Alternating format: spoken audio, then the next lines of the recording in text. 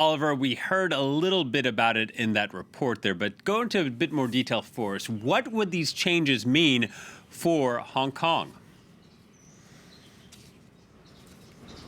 Well, these are pretty significant changes to Hong Kong's electoral system that will more or less ultimately erode any form of political pluralism in the autonomous territory. For instance, the committee that already selects Hong Kong's chief executive will be given the power to select all candidates for Legislative Council elections. Now, this is simply a formalisation of a process that has already been in place for a few years. Returning officers in recent elections have been quite politicised, combing through former old social media posts and comments of pro-democracy candidates in order to try and catch them out and disbar them from running for election.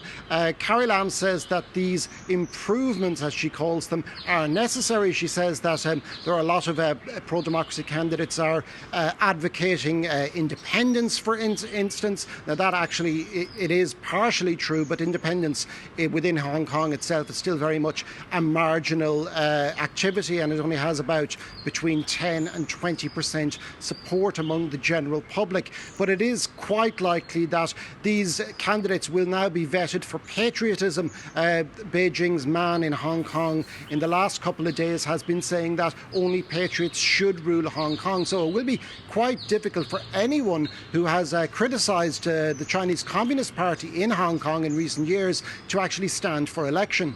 And Oliver, of course, more patriot, more pro-Chinese lawmakers means a further blow to the democratic opposition. And this is already after that controversial national security sweeping law which has seen many democracy figures imprisoned. Yeah, there are currently 47 pro-democracy activists and former lawmakers who are in prison on bail. 15 were granted bail yesterday, but then the government appealed that, so they will probably be spending at least one more night in prison for that.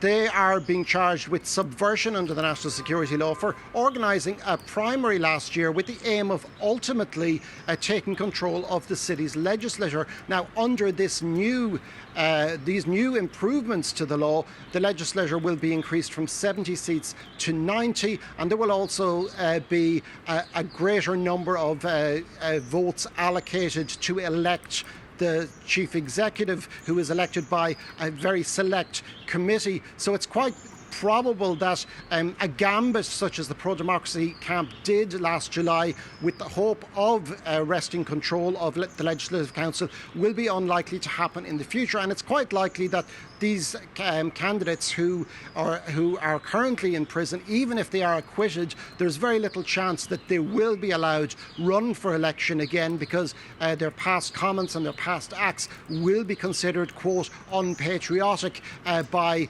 Beijing and the Hong Kong government. All right. Thank you very much, Oliver. Oliver Farry reporting from Hong Kong.